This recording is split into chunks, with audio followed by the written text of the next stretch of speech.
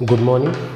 तो आज का हमारा नया टॉपिक है this is torque on a dipole in a uniform electric field. देखिए ये है हमारा यूनिफॉर्म इलेक्ट्रिक फील्ड। मैंने बताया था यूनिफॉर्म इलेक्ट्रिक फील्ड मीन्स क्या होता है। यूनिफॉर्म इलेक्ट्रिक फील्ड इसका मतलब क्या है, ये बेसिकली जो ब्लू कलर से ये जो लाइन्स हैं ये हमारा इलेक्ट्रिक फील्ड का रीजन है। ये हमारा इतने एरिया में इलेक्ट्रिक फील्ड है और ये कैसा है, यूनिफॉर्म है।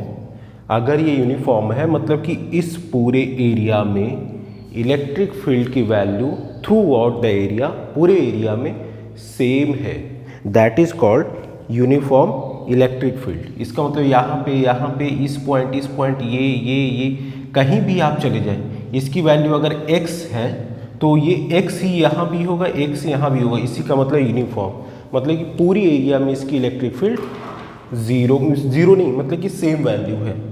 इसी को बोलते हैं uniform. Variation with respect to distance नहीं है। अगर ये नॉन यूनिफॉर्म होता तो हम लिखते E ऑफ R, मतलब इलेक्ट्रिक फील्ड जो है डिस्टेंस के साथ वेरी कर रहा है। यहाँ पे इलेक्ट्रिक फील्ड 5 है तो यहाँ 6, 7 या कुछ भी हो सकता है, सेम वैल्यू नहीं रहेगा। कब? नॉन यूनिफॉर्म में। और नॉन यूनिफॉर्म में इसलिए लिखा जाता है E of R, R is distance, मतलब कि इलेक्ट्रिक फील्ड डिस्टेंस के रिस्पेक्ट में वेरी कर रहा है। अच्छा, अब लेकिन यहाँ पे क्या है, यूनिफॉर्म है ना, मतलब कि इस पूरे रीजन में ये जो इलेक्ट्रिक फील्ड है उसमें value through out the area electric field की वैल्यू सेम है। तो यहाँ पे हमें पहली बात तो है कि हमें फाइंड क्या करना, टॉर्क, TORQUE, टॉर्क। तो ये जो टॉर्क होता है ये बेसिकली होता क्या है, टॉर्क जो होता है आप इसको ऐसे समझिए कि ये जैसे है, ये एक एक्सिस है, यहाँ पे हमने इस पेन को ऐसे कनेक्ट कर दिया। तो देखिए हम इस पे एक फोर्स लगा रहे हैं, इधर से हम फोर्स लगाएंगे तो अब क्या होगा भाई, ये इधर तो जा नहीं सकता, अगर फोर्स लगा तो इधर जाना चाहिए, बट यहाँ से क्या है, ये एक एक्सिस है जिसपे ये घूमने के लिए फ्री है। ये हमारा इस पे घूमने के लिए फ्री है। जैसे दरवाजा होता है, दरवाजे पे क्या होता है, दरवाजा ये एक्सिस और दरवाजे के चारों तरफ आप गेट इस तरह से बंद करते हो, वैसे ये फ्री है, लेकिन यहाँ से बाउंड होकर इस तरह से घूमने के लिए। तो जब हमने एक लीनियर फोर्स यहाँ से लगाया तो ये ऐसे घूमेगा और ये एक्सिस के चारों तरफ घूम रहा है। तो इसीलिए हम बोलते हैं torque is rotational equivalent of linear force. Rotational equivalent, rotational क्यों, क्योंकि हम फोर्स तो यहाँ पे देखिए, फोर्स जो है यहाँ पे तो हम ये फोर्स लीनियर लगा रहे हैं, अगर यहाँ पे लगा तो इधर जाना चाहिए था। अगर ये फ्री होता, ये वाला इससे बाउंडेड नहीं होता तो फोर्स लगा तो ऐसे चला जाता, बट ये यहाँ पे फ्री है तो ये इस पे बाउंडेड है तो और ये घूमने के लिए इसके अलॉन्ग इस तरह से फ्री है। तो ये इस तरीके से, जैसे दरवाजा होता है, दरवाजा कुंडी से इस तरह से होता है तो दरवाजा इसके चारों तरफ घूमता है। तो जब हम ये जो कुंडी होती है या फिर जो पकड़ने वाला हैंडल होता है उस पर लगाते तो क्या होता है, ये ऐसे घूमता है ना, तो ये फोर्स ही तो लगा रहे हैं। तो इसीलिए इसको बोला जाता है टॉर्क इज रोटेशनल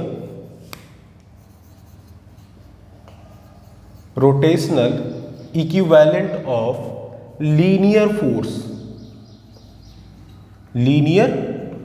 फोर्स।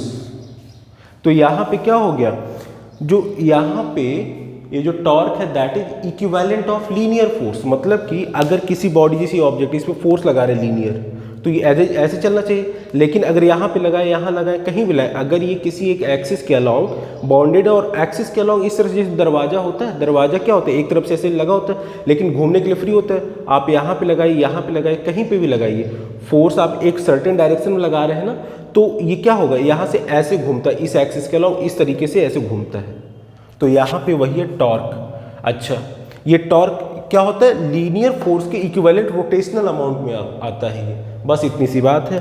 अब टॉर्क का जो फॉर्म आपने 11th में पढ़ा होगा, टॉर्क वगैरह, मैंने थोड़ा सा डिस्क्रिप्शन दे दिया। टॉर्क क्या होता है, टॉर्क जो होता है इसी को हम बोलते हैं मोमेंट या फिर मोमेंट ऑफ फोर्स, बस इतनी सी बात होती है। और ये जो टॉर्क होता है बेसिकली, टॉर्क जो होता है इसको हम इस टॉर्क की डायरेक्शन मैं मेन पॉइंट बता दे रहा हूँ आपको रिवीजन के लिए। सिलेबस में हमारे बेसिकली इसको सॉल्व करना है, लेकिन थोड़ा सा आइडिया तो चूंकि हमें निकालना है टॉर्क है तो हमें पता होना चाहिए, बेसिक आइडिया आपको पता ही होनी चाहिए। इससे ज़्यादा जरूरत नहीं, लेकिन आप देख लीजिए अगर ज़्यादा जानना चाहे तो। Direction of torque can be found by right hand HAND right hand screw rule. आपने 10th में ही पढ़ा होगा, 11th में ही पढ़ा होगा ये रूल। उसी के अलॉन्ग फाइंड, उसी से हम टॉर्क का डायरेक्शन जो होता है राइट हैंड स्क्रू रूल से हम फाइंड कर सकते हैं। तो अब यहाँ पे जब हम आते हैं तो चलिए अब शुरू करते हैं बेसिकली टॉर्क। तो टॉर्क होता क्या है? Rotational equivalent of linear force. इसको मोमेंट के इक्विवेलेंट, ये मोमेंट भी बोलते हैं या फिर मोमेंट ऑफ FORC फोर्स भी बोलते हैं।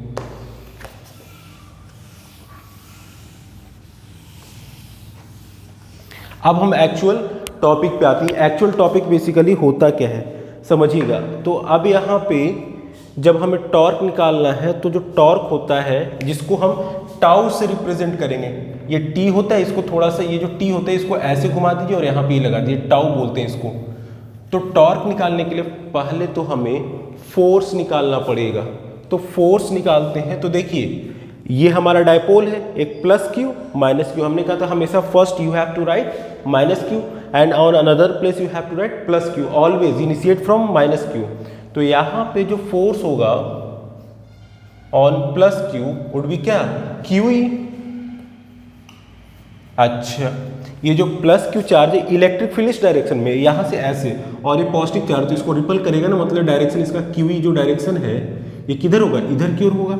दिस इज ये comma force on minus Q, ये माइनस क्यू अपोजिट लगेगा इधर की ओर, तो ये हो जाएगा क्यू इलेक्ट्रिक फील्ड माइनस के साथ। यहाँ पे ये चीज़ हो गई।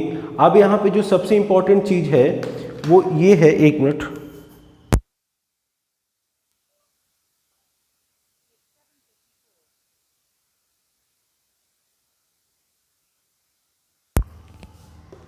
सबसे इंपॉर्टेंट चीज जो यहाँ पे होता है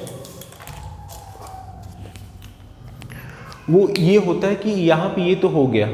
अब जरा ध्यान से देखेंगे तो यहाँ पे जो नेट ट्रांसलेशनल फोर्स है वो तो हमारा जीरो है। ट्रांसलेशनल फोर्स क्या भाई? देखिए ये इधर लग रहा है, ये इधर लग रहा है, ये इस तरीके से है। इलेक्ट्रिक फील्ड में हमने इसको ऐसे रखा है, तो ये इधर की ओर लग रहा है और इस पे इधर की ओर ऐसे नहीं लग रहा है, इधर लग रहा है ऐसे। ये इस तरीके से रखा है ये हमारा। जब ये इस तरीके से रखा है तो इस पे इधर की ओर लग रहा है, इस पे इधर की ओर लग रहा है। तो क्या ये इधर या फिर इधर मूव कर पाएगी? नहीं कर पाएगी। ये इस तरीके से, ये एक्सिस के अलावा इस तरह से हो सकता है, ऐसे, ये हमारा ऐसे हो सकता है, ऐसे हो सकता है, कुछ भी हो सकता है, बट ये यहाँ से शिफ्ट होके यहाँ नहीं चला जाएगा। क्यों? क्योंकि इस पे जो है इधर की ओर जो फोर्स लग रहा है और ये वाला माइनस क्यू का, ये जो माइनस क्यू है इसके कारण इधर की ओर लग रहा है, तो इसको शिफ्ट करके ऐसे ले आएगा, बट ये इस तरह से यहाँ नहीं जाएगा। ये नेट रिजल्टिंग, तो इसका मतलब क्या हुआ? नेट ट्रांसलेशनल फोर्स जीरो होगा। तो यही चीज हमें बताना था। तो जब नेट ट्रांसलेशनल फोर्स यहाँ पे जीरो होता है तो उस केस में क्या करते हैं? तो यहाँ पे जब हम देखते हैं कि ये हमारा जो है बेसिकली ये पॉजिटिव चार्ज के कारण है, ये नेगेटिव चार्ज के कारण है।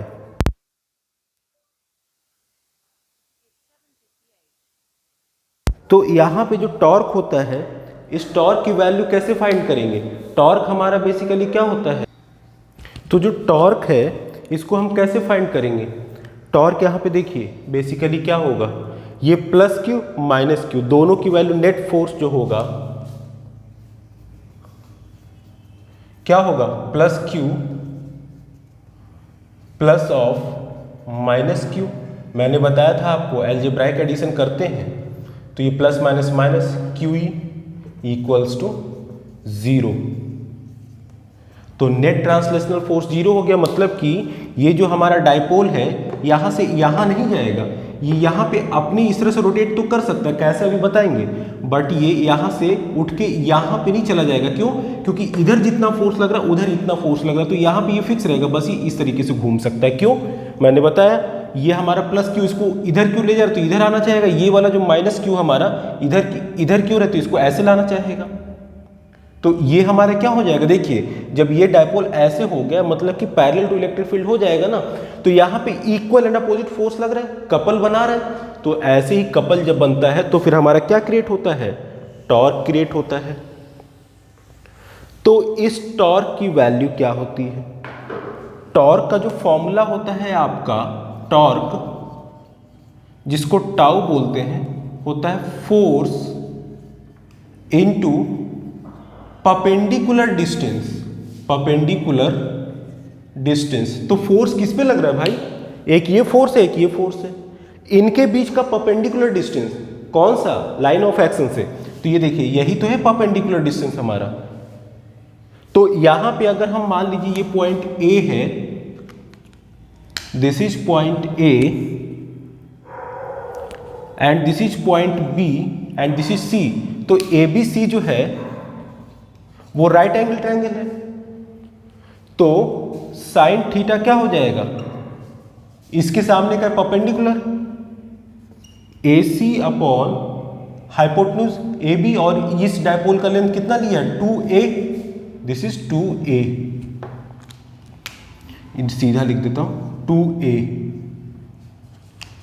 तो AC upon AB that is AC upon AB 2a। तो यहां से AC आ जाएगा sine theta equals to AC upon 2a। तो यहां से AC इक्वल्स टू, ये इधर चला जाएगा 2a साइन थीटा आ गया। तो ये फोर्स इंटू परपेंडिकुलर डिस्टेंस, तो परपेंडिकुलर डिस्टेंस हमारे यही तो है इन दोनों के बीच में। तो इसकी वैल्यू क्या है, AC, और AC की वैल्यू यहां से 2a साइन थीटा आया। तो इस वैल्यू को हम इसमें पुट कर देंगे, तो टॉर्क को हम टाउ से रिप्रेजेंट करते हैं, this is tau, force into 2a sine theta, force into perpendicular distance. देखिए क्रॉस नहीं लगाएगा, अभी हम बताएंगे आपको, force into 2a sine theta, और फोर्स की वैल्यू क्या होती है, Q इंटू ई। तो torque equals to Q into E into 2a sine theta. अब यहां से ये जो, अच्छा एक चीज और, ये जो हमारा टॉर्क होता है, क्या ये हमारा स्केलर वीडियो में आ रहा है पूरा, हाँ ठीक है इतना आ रहा है। तो ये बार बार जो मैं पीछे जाता हूँ बेसिकली जाके कैमरे में देखता हूँ पीछे पूरा वीडियो शूट हो रहा है कि नहीं हो रहा है। तो टॉर्क जो होता है ये हमारा Q into 2a sine theta, Q into 2a क्या हो जाएगा, Q into 2a E sine theta. Q into 2a क्या हो जाता है, डायपोल मोमेंट P। तो हाँ टॉर्क यहाँ पे क्या है, वेक्टर क्वांटिटी है, दिस इज वेक्टर। तो यहां पे ये जो होगा हमारा, this is Q into 2a dipole moment बताया था पिछले लेक्चर में, into E P E sine theta. तो यहां से इसको यही लिख देता हूं इसके आगे, ये टॉर्क आया, तो टॉर्क इक्वल्स टू ये वैल्यू यहां पे PE साइन थीटा, और AB आपको पता है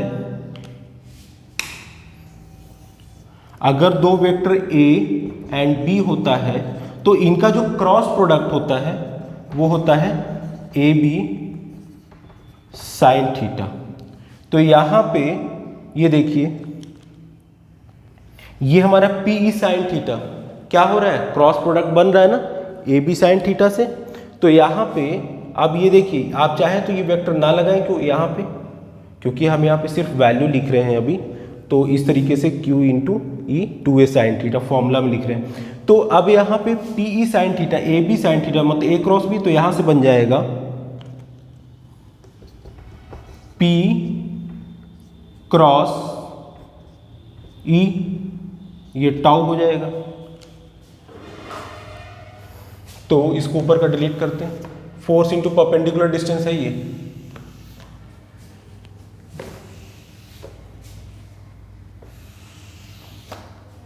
तो यहां से फॉर्मूला हमारा डेवलप हुआ, torque equals to P cross E।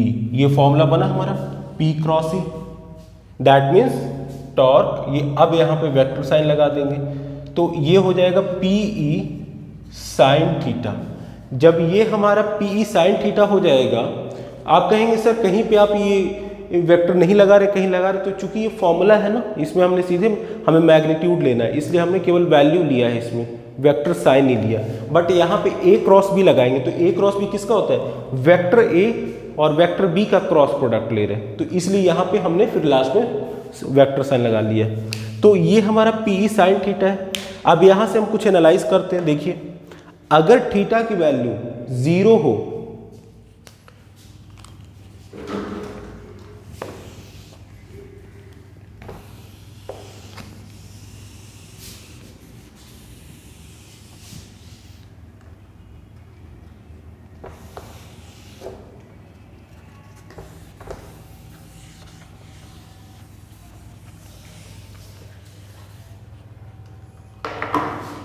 अगर थीटा की वैल्यू, जो थीटा हमने लिया है, if theta equals to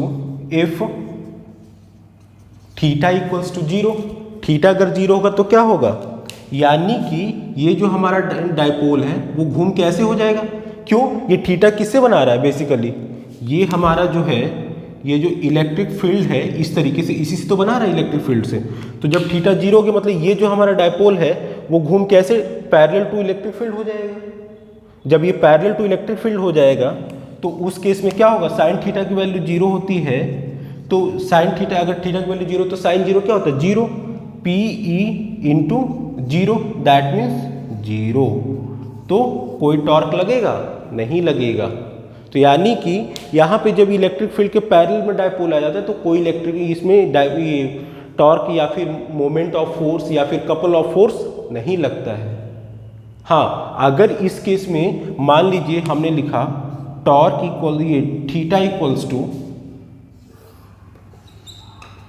90 degree, जब थीटा की डिग्री हमने थीटा की वैल्यू 90 लिखा तो टॉर्क क्या हो जाएगा, PE साइन 90, साइन 91, तो ये क्या हो जाएगा आपका PE, और ये वैल्यू क्या होती है, मैक्सिमम होती है।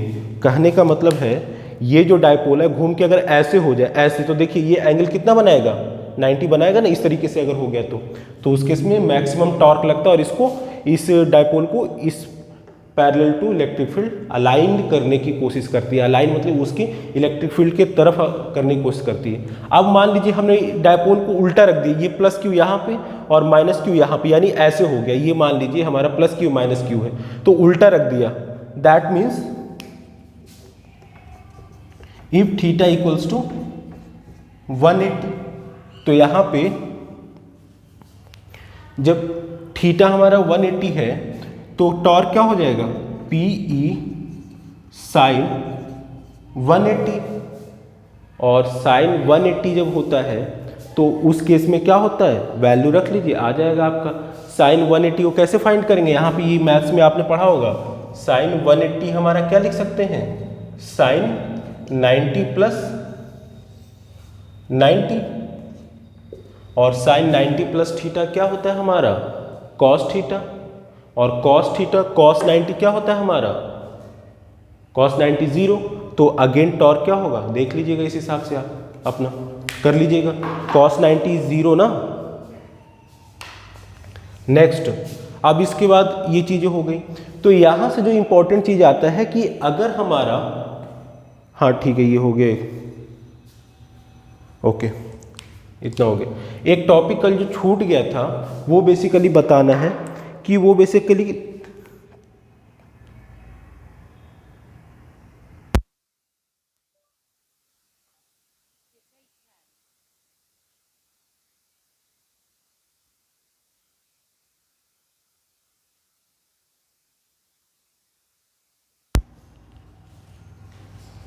ये हो गया। अब इसके बाद एक टॉपिक था वो बताना था कल हमें,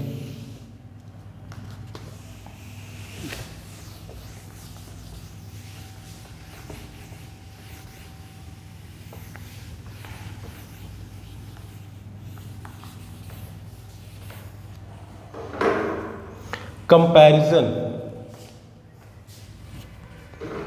एक छोटा सा 2 मिनट का टॉपिक था।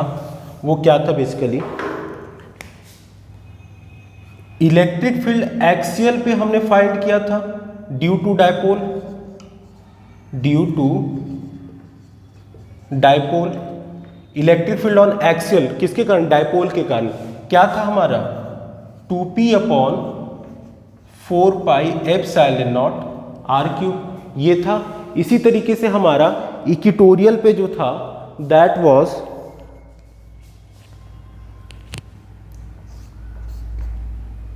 इक्वेटोरियल पे इलेक्ट्रिक फील्ड किसके कारण, due to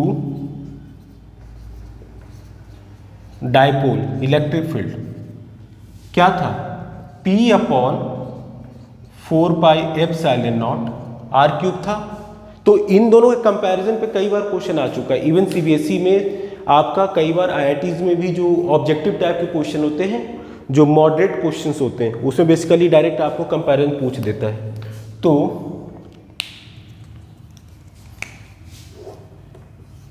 E axial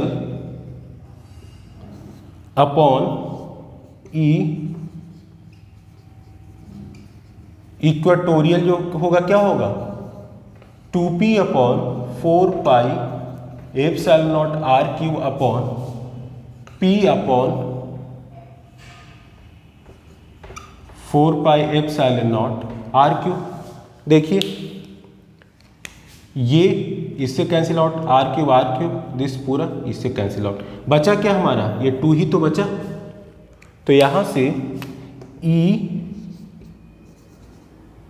axial, sorry this is axial मतलब electric field due to dipole on axial point upon equatorial मतलब electric field due to dipole on equatorial plane.